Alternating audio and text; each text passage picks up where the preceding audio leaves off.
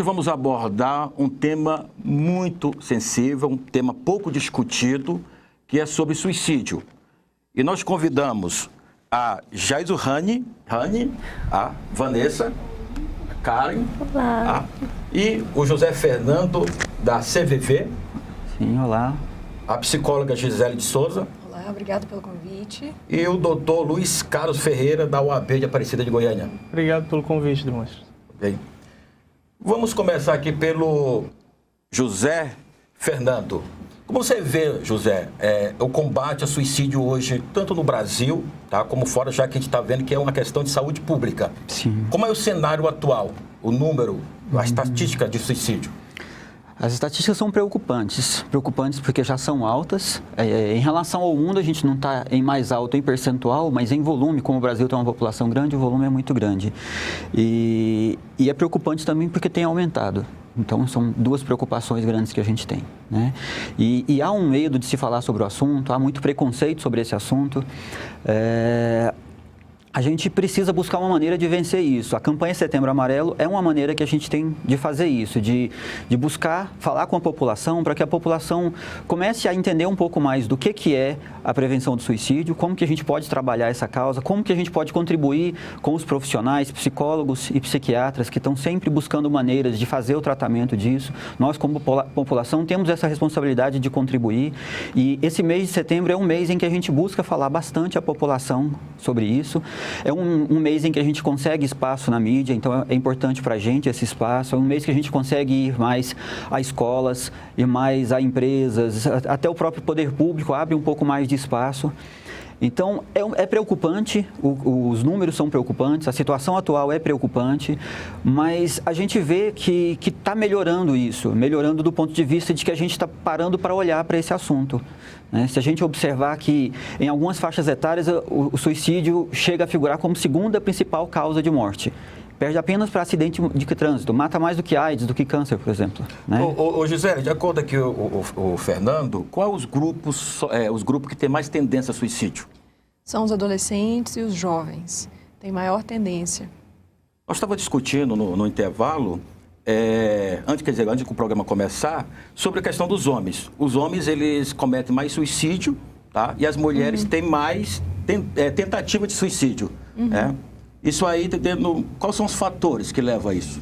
A mulher hoje ela tem uma carga emocional muito maior do que os homens. Isso mostra as maiores tentativas por mulheres.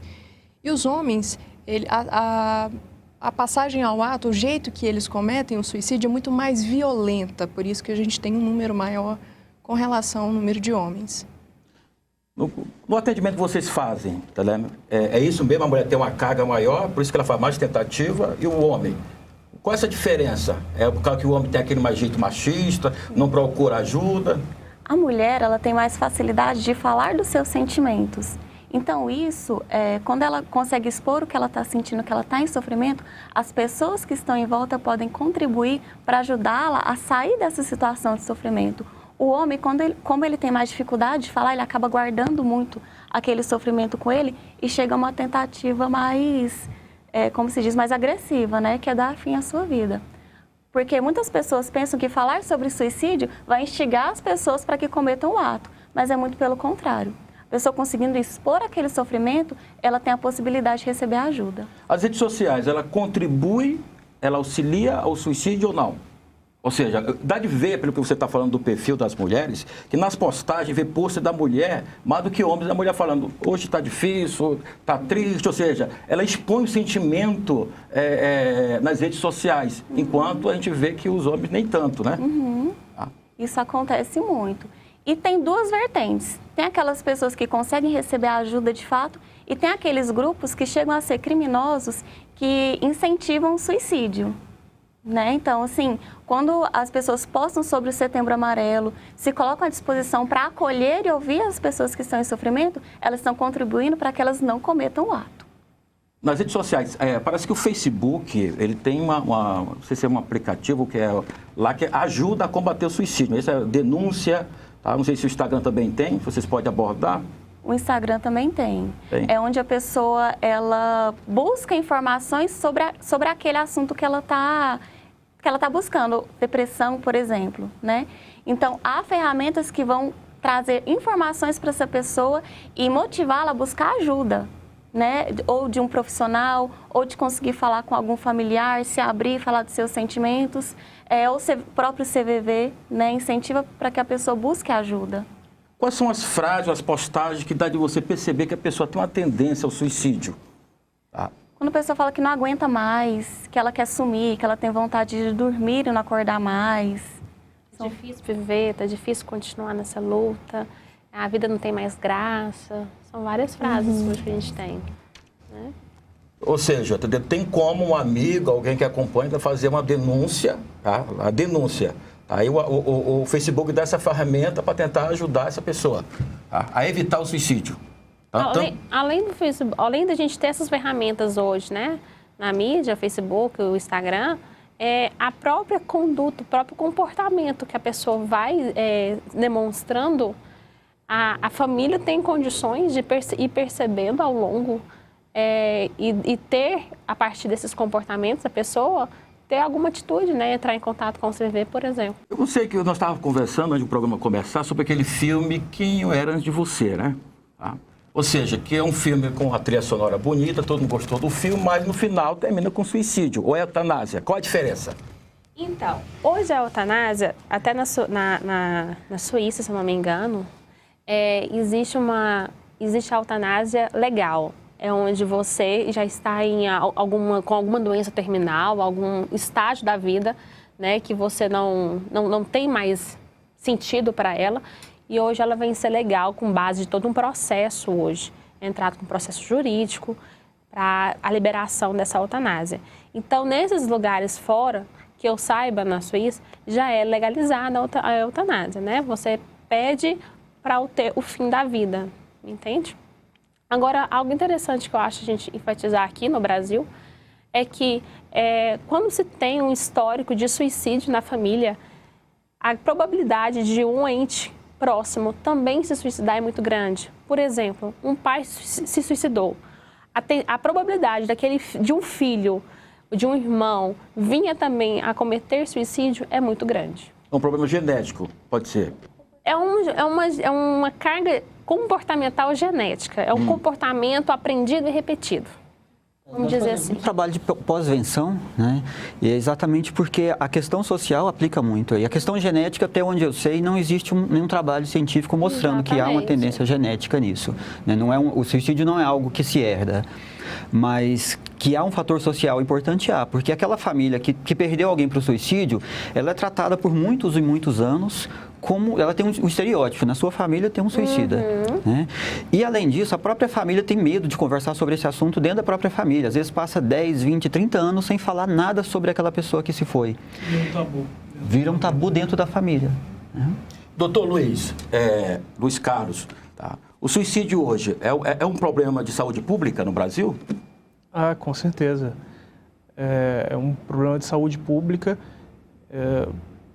porque, de fato, diante das tentativas, por exemplo, que são eventualmente, que não vêm a ocorrer de fato, né, a se configurar de fato o suicídio, isso pode terminar dentro de um hospital, dentro de um pronto-socorro, e é uma situação bastante preocupante, especialmente em relação aos jovens, que são os mais suscetíveis, né, a esse tipo de situação. As estatísticas mostram isso, que entre os jovens de 15 até 29 anos, já é a segunda causa de morte no mundo, né, o suicídio.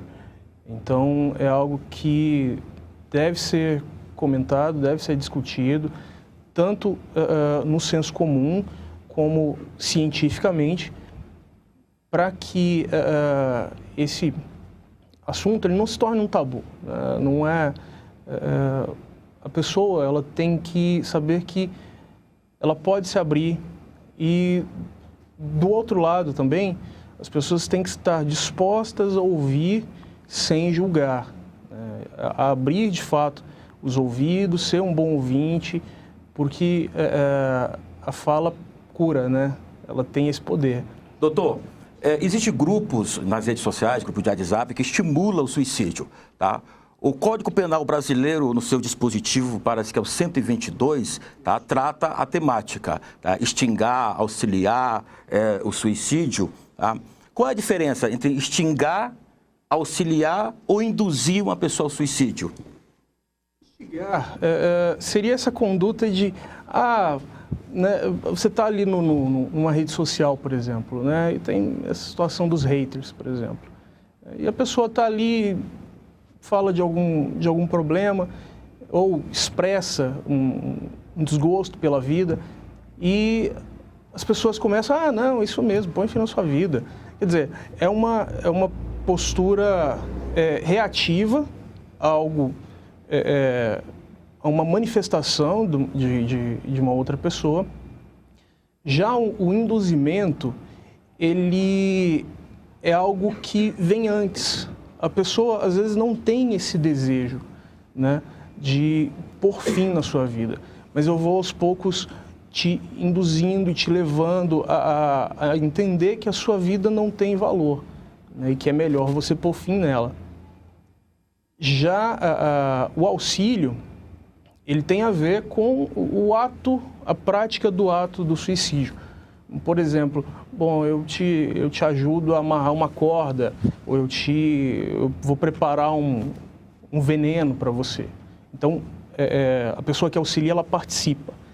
E essas condutas, elas são todas tipificadas pelo direito penal. A pena, ela vai de 2 até 6 anos de reclusão.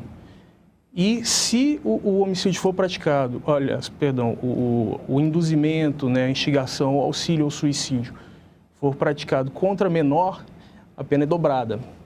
Tem tentativa ou só se for consumado suicídio? Ela tem uma previsão de tentativa quando o ato resulta em uma lesão corporal, né, ou um dano grave. Por exemplo, a pessoa ter um problema, via ter um problema respiratório, uma sequela no sistema nervoso, uma parada cardíaca. A parada cardíaca, ela estaria mais relacionada ao momento ali, né? Essa sequela seria algo mais permanente. Entendi. Demóstenes, você havia comentado sobre a ferramenta de denúncia das redes sociais. Isso, das redes né? sociais. Ela é importante porque quando a página recebe uma denúncia, o administrador da plataforma vai analisar o conteúdo e, se por acaso estiver induzindo o suicídio, vai retirar esse conteúdo do ar. Então, a pessoa que está fragilizada, que está pensando em cometer o suicídio, ela não vai ter acesso a essas pessoas que estão induzindo o ato. Então, é importante, quando a pessoa vê alguma página, vê alguma postagem que está induzindo o suicídio, denuncia. Denuncia porque assim vai estar Onde fazer essa vidas. denúncia? Existe um link do lado de todas as postagens, existe um link onde a pessoa vai denunciar a página. 3 pontinhos. Isso, vai nos 3 pontinhos lá e denuncia. É até interessante comentar essa questão também, porque a gente estava falando da questão criminal, né? Da tipificação dessa conduta. No direito penal, nós temos hoje a questão processual que dá à pessoa que responde a algum processo o direito, por exemplo, de fazer uma transação penal ou de ter uma suspensão condicional do processo em casos onde o crime tem pena máxima prevista de até 4 anos. Nesse caso, não há essa possibilidade, porque a pena máxima é de 6 anos. Então, não existe a possibilidade, por exemplo, de essa pessoa fazer uma transação penal e pagar uma cesta básica, por exemplo. Né? Ele vai responder ao processo e pode vir a ser preso. A cada 40 segundos, alguém tenta suicídio. O suicida é um assassino. Ele se mata primeiro, é claro, mas ele acaba matando todos aqueles que ficam vivos.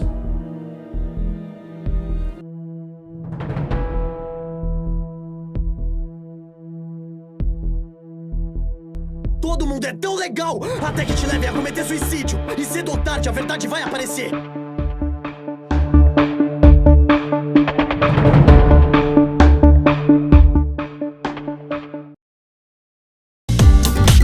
Você está assistindo TV Metrópole. Com um sorriso no rosto, essa turma de universitários vivenciava um dos momentos mais marcantes de suas vidas, a formatura. E ela seguiu todo o cronograma cerimonial. Na sessão de fotos, os graduandos da Faculdade Teológica de Goiás, FATEGO, demonstravam um sentimento de felicidade ao registrarem um momento junto às suas famílias e amigos. Para os universitários, a formatura é uma das metas de outras que vêm pela frente. No encontro, eles falaram os futuros objetivos pós-faculdade. Novos horizontes na nossa vida, porque o conhecimento acerca de Deus nos abrange tudo. E isso é uma honra para nós, porque dedicarmos a aprender e a defender algo que vem abrir a mente do ministério pastoral e dentre tantas outras coisas. A palavra teo significa Deus, logia e estudo de Deus. É importante o ser humano buscar sempre conhecimento acerca desse grandioso Deus que é soberano, que é tudo na nossa vida. Então a teologia faz parte da minha vida, do meu crescimento espiritual, e eu entrei nesse curso exatamente para poder trabalhar no ensino da palavra de Deus e ajudar outras pessoas a caminharem na fé em Cristo Jesus. Ao todo, mais de 60 alunos das áreas de educação física, teologia, administração, serviço social, psicologia e pós-graduação dos cursos presencial e à distância lotaram o auditório dessa igreja em Goiânia. Na cerimônia de formatura, além do professor e doutor Demóstenes Reis, outros docentes comporam a mesa e disseram da satisfação em realizarem mais sonhos. Olha, é muito importante porque é pessoas realizando sonhos. Pessoas assim que não tiveram oportunidade e hoje eles estão tendo. Então isso é um futuro de ajudar as pessoas hoje, as famílias, ter um futuro melhor, né? Uma qualificação também, tanto na área da teologia, tanto na área da pedagogia e pós também. Então hoje, o cidadão hoje ele precisa estar qualificado para o mercado de trabalho. Para esse paraninfo da turma de teologia, a formatura é o começo de um caminho de aprendizagem e pesquisa.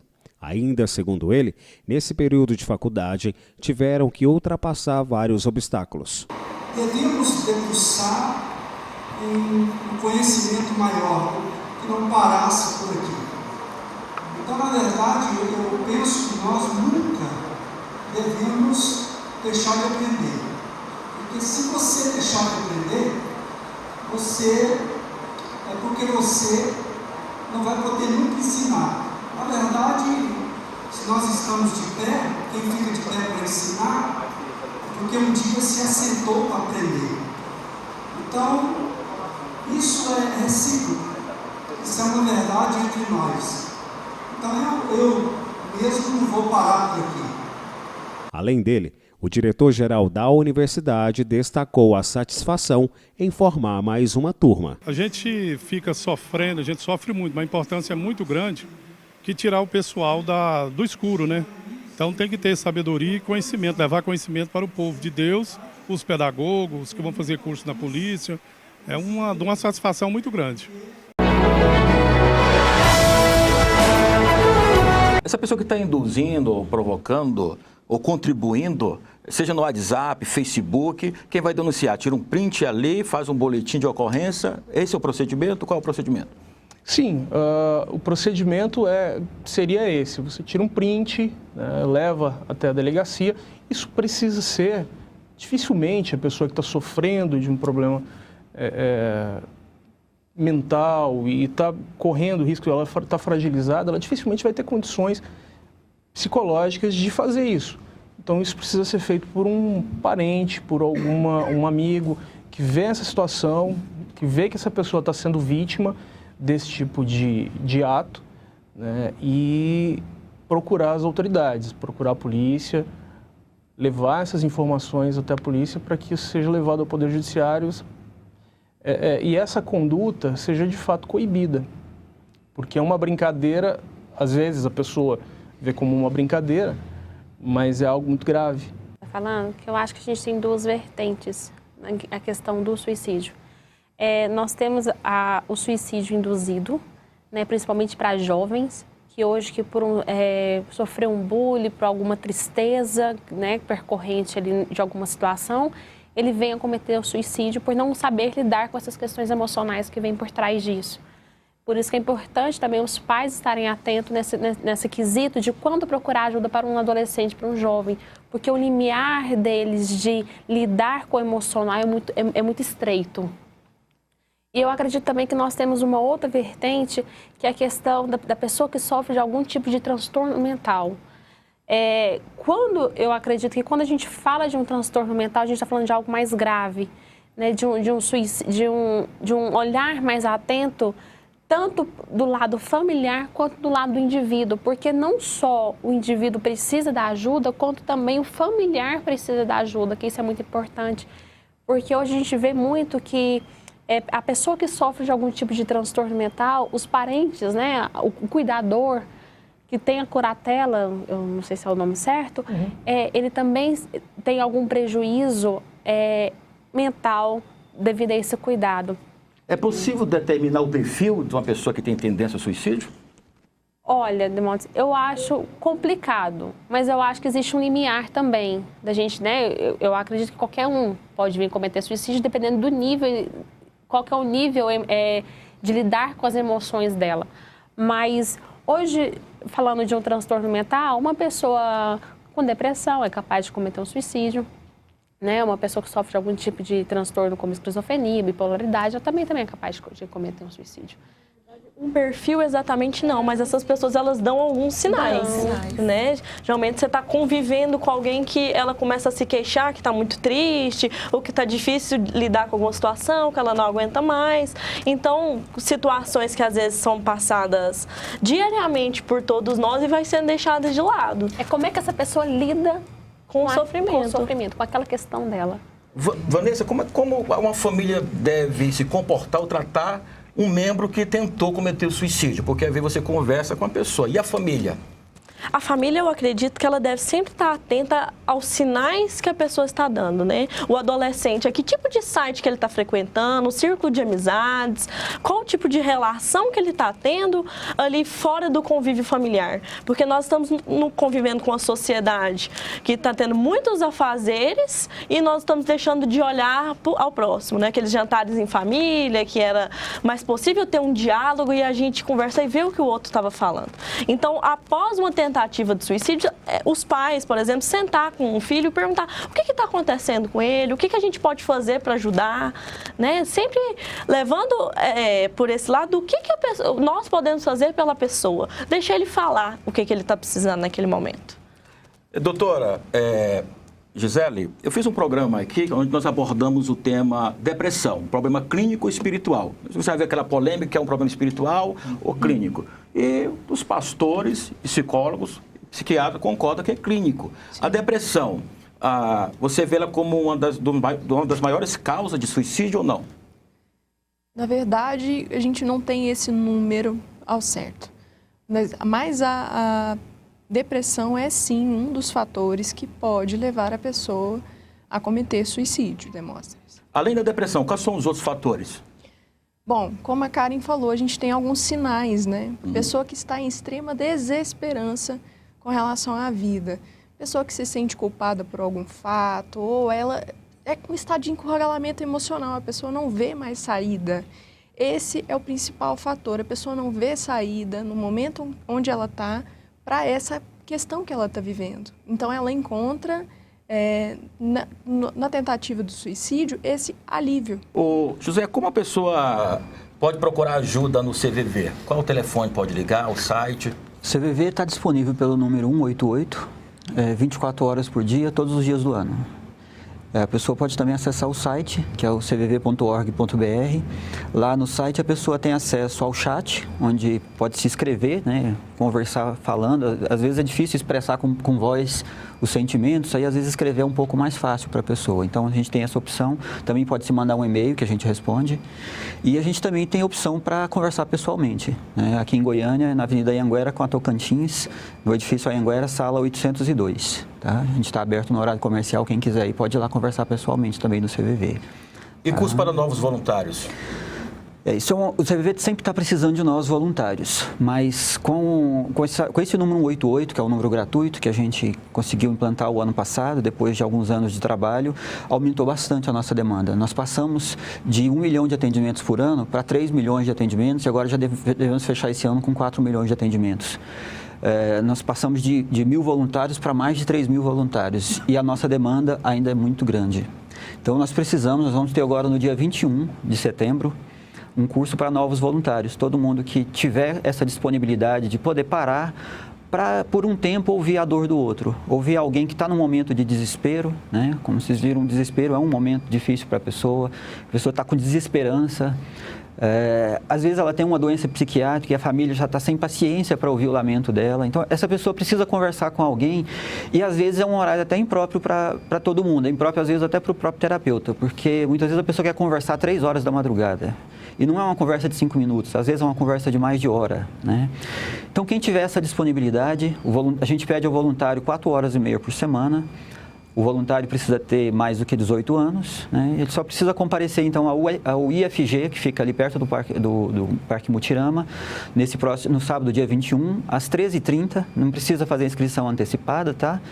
Leva a carteira de identidade, uma caneta e muito amor no coração, porque é muito necessário nesse trabalho que a gente faz. Meninas, o suicídio, ele tem sido tratado pela área médica como o tema necessita da importância ou tem subestimado? Pelo que eu vi uma matéria, de cada pessoa que tenta o suicídio, de 4, procura um pronto-socorro e os 3 não. E às vezes o profissional não dá aquele atendimento que era para dar. Tá? Eu não sei como é que vocês vê esse ponto. Tá? A parte médica vem levando a sério esse tema ou não? Eu acho principalmente quando se trata de uma comorbidade, né? O suicídio ele vem ser uma comorbidade de uma doença. Por exemplo, a pessoa apresenta uma depressão e como comorbidade ela vem causando o suicídio. Eu acredito que sim. A área médica está sendo muito consultada, muito solicitada nesse período, sim, para tratamento. E é interessante que, como a Gisele tinha falado, a questão da depressão é um grande fator hoje para a questão do suicídio. Né? É uma das comorbidades maiores hoje que nós temos. Porque realmente é um fator neurológico, né? É uma questão de produção hormonal no sistema límbico que nós temos. A ausência, o vínculo muito frágil, pode incitar ou contribuir para o suicídio, Vanessa? Claro, claro. Hoje tem várias questões que fazem desencadear esse processo, né? A gente não pode falar que é só uma questão emocional, só uma questão psíquica, mas toda uma área comportamental que o indivíduo é conduzido durante a vida. Então, esse fator também contribui bastante. Nesse mundo globalizado, para nós encerrar, que o nosso tempo está terminando, o povo está tudo conectado virtualmente. Uhum. Mas, pessoalmente, você chega num lugar, senta 4 numa mesa, estão tudo no WhatsApp. Tá? Ou seja, o mundo também está passando por uma transformação. Isso também tem gerado tem contribuído para o aumento do suicídio, já que as pessoas não estão tendo tanto contato uma com a outra, estão desconectadas. Bastante. Eu penso nisso que, assim, a gente tem que estar atento ao que é a conexão. Porque se for uma conexão tecnológica só, né, se é uma coisa assim, de um sinal elétrico que sai de um telefone e chega a outro, aí essa conexão ela não tem valor. Ela realmente não nos ajuda como seres humanos. Mas a conexão humana, ela pode acontecer de qualquer maneira. Pode acontecer aqui, a gente conversando, olhando olho no olho, mas ela pode acontecer por telefone. E no CVV nós temos já 57 anos disso, num trabalho no telefone, onde a gente não vê o olho no olho, mas a conexão de ser humano com ser humano acontece. E a gente tem visto também no chat, onde a conversa é simplesmente digitando e a conexão acontece. A preocupação que a gente tem que ter é o quanto a gente está realmente conseguindo compreender o outro que está conversando com a gente. O tanto que a gente realmente está empenhado, porque o que acontece com a tecnologia é que ela nos facilita eu estar conversando com você, mas também está conversando com outra pessoa ao mesmo tempo. E às vezes eu converso com 10 pessoas ao mesmo tempo. Então, que tipo de conexão humana que eu estou fazendo com você se eu estou conversando com 10 pessoas ao mesmo tempo? Será que eu estou realmente prestando atenção no que você está falando? Se eu estou falando com você e fazendo um monte de coisas, eu posso estar me perdendo aqui dentro. Eu posso não perceber o que você realmente está querendo me dizer. E aí sim nós temos uma desconexão. O suicídio no meio da classe social, tá? Classe alta, baixa, tá? Onde está o número maior? Ou não tem nada a ver com classe social? Acho que hoje não tem mais classe social, não. É porque eu vi uma matéria de que países de primeiro mundo, como os Estados Unidos e outros, o número de suicídio é muito grande.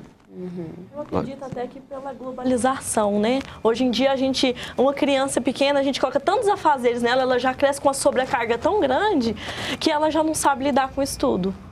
Então, eu acredito que não tem a ver com classe social, mas sim o quanto de carga nós estamos colocando sobre as pessoas. Com o nosso fator de escuta, né? Então, a campanha Setembro Amarelo vem conscientizar a gente disso. Ouvir mais. Ouvir mais, uma escuta atenta, uma escuta que se importa, uma escuta com cuidado. Bom, gente, eu quero agradecer a presença de vocês, contribuiu muito, que pena que o nosso tempo é pouco. E o tema é muito importante, tá? Se vocês quiserem deixar algum telefone de contato, tá?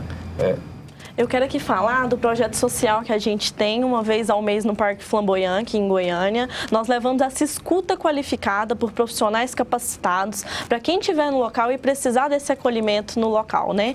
Então, nós somos um grupo de 5 psicólogas devidamente registradas no Conselho Regional de Psicologia. Estamos lá para te ouvir. É uma escuta atenta, uma escuta qualificada que pode te trazer alívio naquele momento. Siga o nosso Instagram, @escutarlivre. Lá a gente divulga o nosso cronograma, que a gente faz um domingo por mês. Então fica atento à nossa agenda e a gente está lá para ouvir vocês. Nós estamos recebendo muitas pessoas via direct no Instagram, pessoas que às vezes não podem ir até o local, mas que nos relatam lá pelo Instagram mesmo a dor que elas estão passando. E assim, nós temos alcançado um número muito grande de pessoas. Obrigado. Quer deixar algum contato? O CVV, o contato nosso é o número 188. Se alguém precisar de fazer contato especificamente com o posto de Goiânia, a gente tem o e-mail goiania@cvv.org.br. Pode falar diretamente com a gente oferece cursos tanto para quem quer ser voluntário, mas também a gente oferece cursos para quem quer aprender um pouco da arte da escuta, né? Gisele? Quero deixar o meu Instagram, onde publico conteúdos e pode ajudar você, é o Falar Ajuda.